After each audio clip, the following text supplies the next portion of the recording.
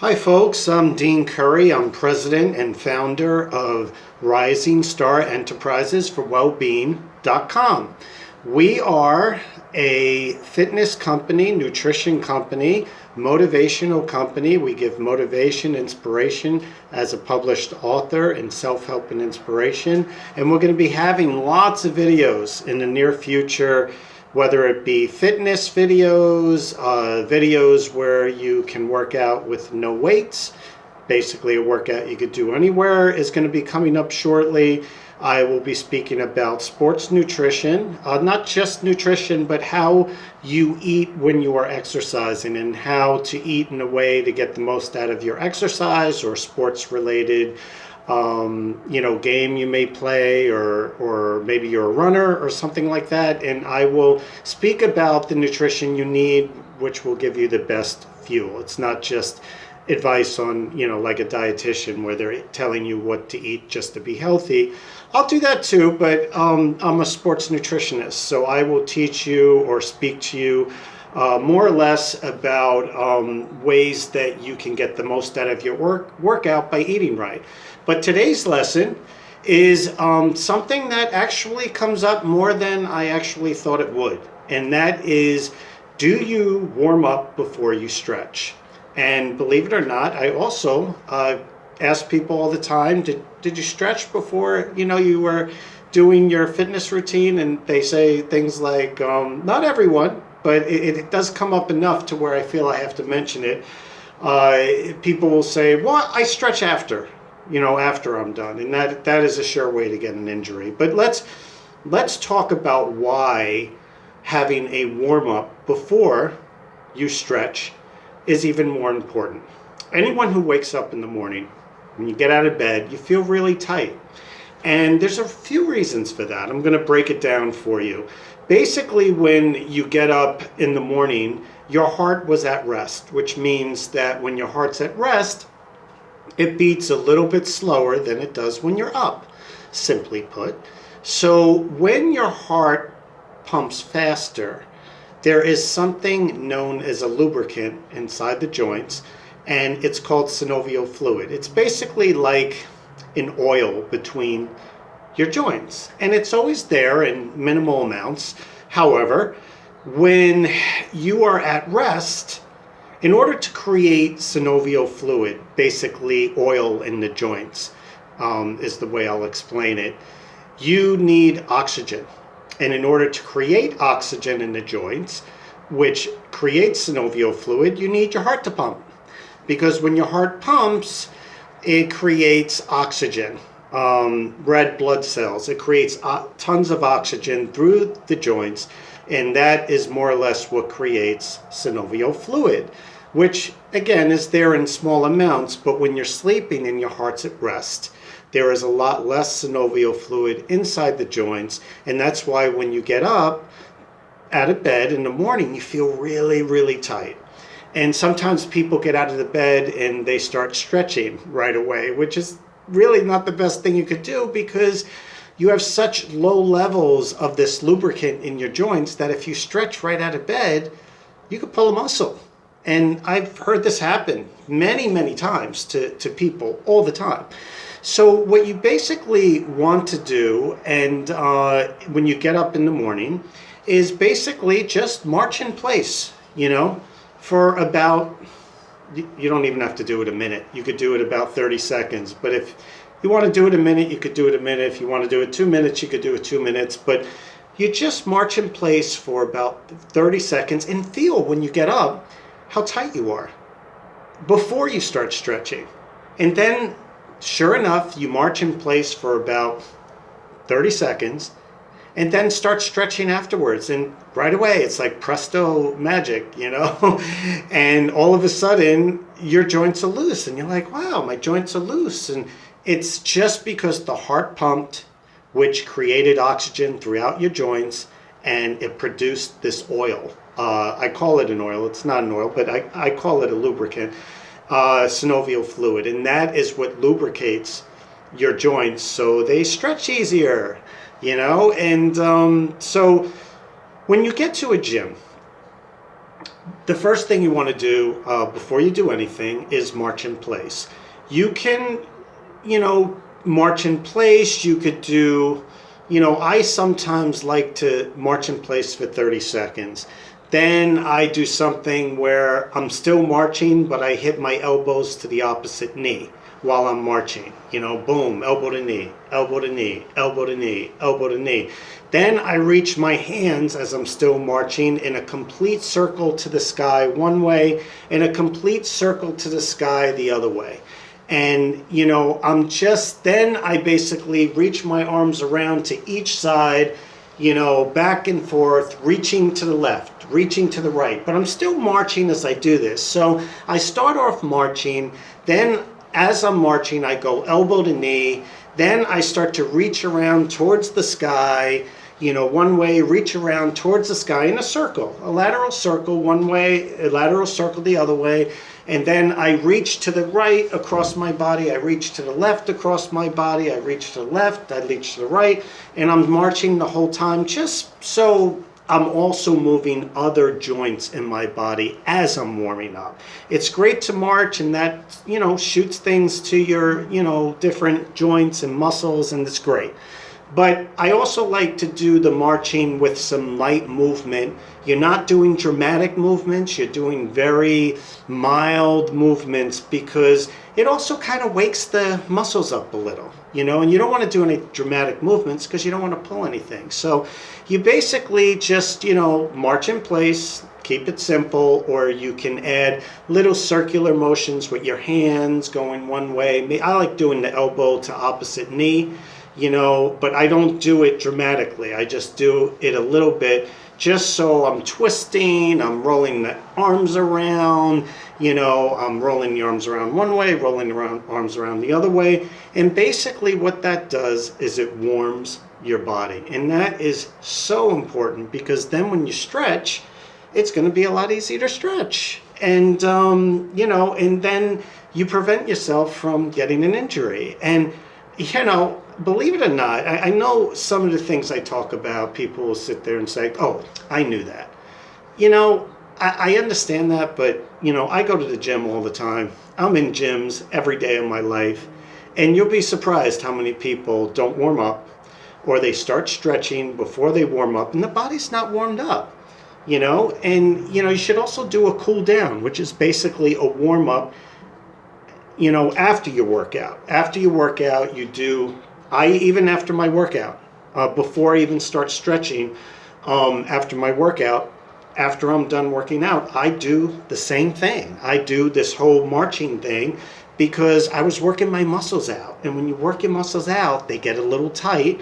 Sometimes you're doing lower body and your upper body hasn't been doing anything for half an hour. So it just makes sense to do the same warm-up that you do at the beginning of your routine, that you continue to escalate it and do it at the end of your routine as well.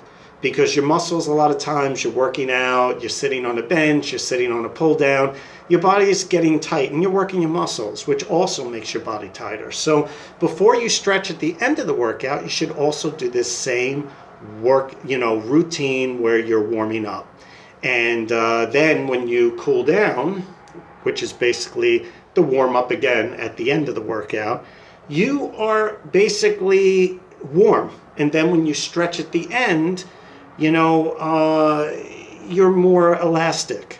And then that's the proper way to do it. So let's move on from marching and warming up and why that's essential. You now know why it's essential. You know why it's essential at the end of the workout before you stretch, because the muscles get tighter again, and a lot of times people aren't moving around and the joints get tight, so it's just as important. So after you do the warm-up, you should stretch for about 5 minutes. Some people stretch for more than 5 minutes. I like to keep things simple. A 5-minute stretch would probably be best. And, how do you do that? You basically start with, a lean forward for the calf, where you basically lunging forward with the other calf, your other foot flat against the ground. And it's sort of like a lunge forward where sometimes people put their hands on the wall and stretch their calf. And what you want to do with stretching and why it's important is you want to basically go from gravity up. So you want to go from your feet, or the lowest form of gravity that you have. You want to start from there and you want to work up. So you do the calves, then you do the thighs, where you can stretch the thighs by holding your leg and your hand behind you at the ankle. That stretches the calf. Then you want to do a side straddle. Everyone knows what that is, where you straddle to one side and stretch the inside of the hamstring. You side straddle to the other side and to the other side of the hamstring, and then you keep your legs apart from the side straddle, and then you just lean down, touch your toes to one side. I like to always tell people to keep their head above their heart. The reasons for that is sometimes when people don't and they stand up, there's a huge rush of blood that is basically funneling out of your head, and sometimes it makes people dizzy. I've even seen people pass out. So sometimes, to prevent that from happening, when you reach down to your toes on one side, let's say you're in the side straddle and you're reaching down to one side on the right side, what you want to do is keep your head up as you're reaching to the toes. So your head, essentially, even though you're reaching down to your toes, it's pointed in an upward direction as you reach down to your toes. So in essence, it basically, your head is staying above your heart, and you don't get that pool of blood that goes into your head and makes you dizzy. And it happens quite often with a lot of people. And then you want to stretch to the other side, and then you want to stay in the side straddle position with straight legs. And I'm trying to give you a visual because I'm actually talking through this right now and I'm not showing you. I will show you these things in future videos. And then with your legs straight apart, you reach down to the middle with your head, keeping your head up as you reach down to the floor. And from there, you want to do maybe some hip revolutions when you stand up, where you're basically, moving your hips in a circle one way and moving your hips in a circle anyway, and try to visualize what I'm trying to say to you. And then, from there, you basically take your hands and stretch straight up. Just like that, stretch straight up, and then stretch to the side with your hands straight up, stretch to the other side. When your hands are straight up, put your hands behind you and interlock them. And you could basically stretch your hands straight up, and that stretches your chest. And then you could just basically stand there and with both your arms do revolutions in a circle, where you come around like that, you come around like that, where you're doing revolutions backwards, and then you do revolutions forwards, and then you could do the same thing with your shoulders. So just picture your shoulders like you're rowing a boat. You're doing shoulders all the way back for a few revolutions. You're doing shoulders all the way forward for a few revolutions. And then, of course, don't forget your neck. A lot of people never stretch their neck or exercise your neck, and we're going to be talking about that too, because sometimes people get a forward head position because they never build the back. There's 7 muscles in the back of the neck, and they never essentially work those muscles. So what happens is 2 things, actually. When the neck is not stretched and the neck is not exercised, they tend to become weak.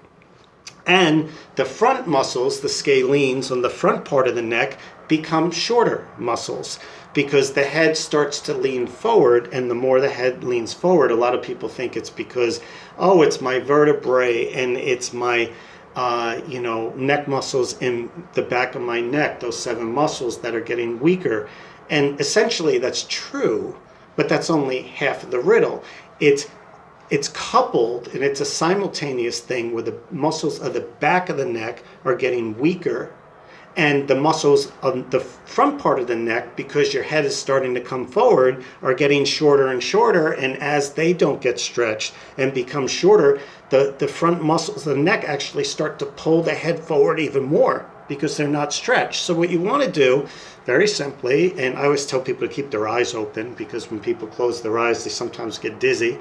And you just want to do about 3 or 4 or 5 revolutions one way, clockwise, and then revolutions counterclockwise, and you want to do that twice. So you do and you do it slow. It's the neck, it's tight, it's delicate. So you want to do these revolutions really slow. And then you want to do revolutions really slow the other way. And then we'll talk about exercises that you could do for the neck where you basically more or less lean forward a little bit and you basically tilt the head back. Some people like to lean against the wall and put their head into the wall, or if the wall's too hard, some people lie on a bed, put a pillow under their head, and they basically push into the pillow to make it strong. I don't necessarily advise that. I know sometimes you'll get a prescription for that. And the reason why is when you push your head into the pillow, it's an isometric contraction, where, let me explain what that is. That is basically when you're exercising a muscle when it's really not moving, it's stagnant. And when you push it into the pillow, it's not moving, and a lot of people wind up pushing too hard, and it winds up straining the neck. So you have to be really careful of those things. So what I would rather do is maybe lean forward a little bit with your head up, and put your head down, put your head up, put your head down, put it to the side, put your head down, put it to the side. And then by leaning forward, you're creating gravity. Then you could do revolutions, one way, revolutions another way. If you feel you might get dizzy, you could basically go on your hands and knees, and that way your head is actually pointing down towards the floor. And you can go all the way down, all the way up, all the way down, all the way up, all the way down, all the way up. And then you can basically look up to the ceiling on one side, look up to the ceiling on the other side. And you could do revolutions one way, counterclockwise, and revolutions another way, counterclockwise. I'm just throwing that one simple exercise into this video just as a little treat because it is so essential to work the neck. And when you do that simple exercise that I told you, that's really all you have to do. And it's very quick. I prefer to do it on the floor, on my hands and knees, because that way I'm kind of parallel with the floor of my head already, and I can really not worry about, getting dizzy. Not that I get dizzy, but a lot of people do. It essentially works great. So, and it's doing the revolutions, the way I explained it to you actually strengthens the neck. It elongates those scalene muscles on the front part of the neck, and then under the skull and the back part of the neck, the 7 muscles I spoke about, it strengthens them. And the strength, and a lot of people don't realize you have 7 muscles on the back of the neck, but you actually do.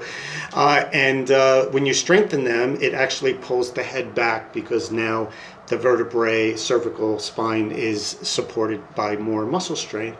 And because you're stretching the front part of the neck and the scalenes and those muscles, it actually allows the neck, the head and neck, but the head to basically transport itself back into its natural position. And it's very important because the more your head starts to go forward, it is a weight. And having that weight and that stress on the front part of the neck and not stretching it and not exercising it, what's going to basically happen is the muscles the bones in the cervical spine are going to start to break. With age, and then your head will go forward and forward and forward, and I'm sure you've seen this many times before. You have to stretch the neck, and simple revolutions. But I think I brought this up earlier. I did actually bring it up earlier that I sometimes ask people, they ask me a lot of questions about fitness, and when I'm at gym, sometimes people know me, recognize me or whatever, and they will ask me questions just out of the blue about working out and stuff. And we talk and chat and try to be as very helpful as I can. I've been doing this 30 years from, age 18 years old. I was an amateur bodybuilder in the Suniacs here in Manhattan, very competitive Suniacs. And, I've always been in fitness my whole life. And so I answer people's questions and I try to be positive, but I always will throw in, did you warm up today? And they'll say, yeah, I basically walked on the treadmill for 5 minutes and started working out, and then I'll do a really good stretch, Dean, at the end when when I'm finished. And I said, I always say the same thing. That is a great way to get injured. You have to warm up. You have to stretch before you exercise. You just have to, and I'm going to have a video coming up where I'll show you a whole stretching routine that you could basically do in 5 minutes or less, maybe 3 minutes. It's quick. It's effective. You could always do longer stretching, but this will be. And then I'll also put a video out. So, by all means, certainly subscribe. Be part of our fitness community here because, I'm going to be putting out a lot of useful information. I've done this for 30 years. I've worked with thousands of people, tens of thousands of people that I've helped, and I've studied it my whole life in fitness. And so it's nutrition and other things as well. So, it's very helpful, when you subscribe to the channel. And this isn't the only place where we're visible. I have a Facebook page also under Rising Star Enterprises for Wellbeing. You could join my Twitter account. I just put a video on Twitter, and those videos have to be a minute or less. They can't be more. But so what I try to do is I actually put a 60-second stretching routine that you could basically do on there, and I just posted it. It's Rising Star Enterprise. It's at Rising Star on Twitter. So it's Rising Star Enterprises for Wellbeing, but the call sign is at Rising Star.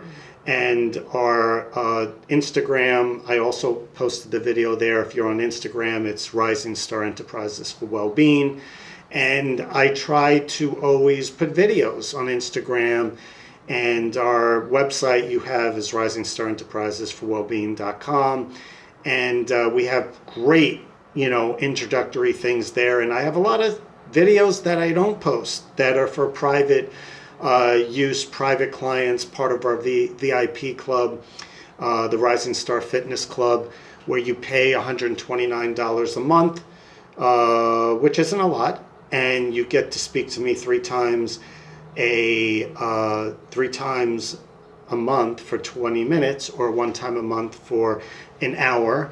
And you get to email me a few times a month as well, 3 times a month, and you get to have a fitness consultant that you check in with, and you could email me your eating plan, you could email me your fitness plan or questions, you could talk to me an hour and check in with me once a month. And it isn't like you're calling me to check in with you. I'm in it with you. We're a team. And that's the whole idea is, a lot of my clients, for personal training, they don't even like to work out. And but they always meet me 2 or 3 times a week, and they always tell me how much they don't enjoy exercise and hate exercise and all these things. And I said, but you're so pinpoint with me. You meet me 3 times a week. You never miss a workout. And they're like, you make it fun. You make it exciting. It's just the idea of doing it with somebody, like I'm beholding to somebody. And that's what the Rising Star Fitness Club does. It allows you to basically have someone that you could check in with 3 times a month for 20 minutes or once a month for an hour. And you get to speak to me on Skype, and we talk about your fitness plan, we talk about your eating plan. Maybe you're just trying to be healthy, maybe you're trying to shed a few pounds for the summer, who knows, or just be healthy, we talk about that, and I try to fine-tune everything for you. And that's basically how it works. So this is Dean Curry, Rising Star Enterprises for Wellbeing, and I wish you all a wonderful day and a healthier tomorrow. And we will have more videos to come. Have a great day.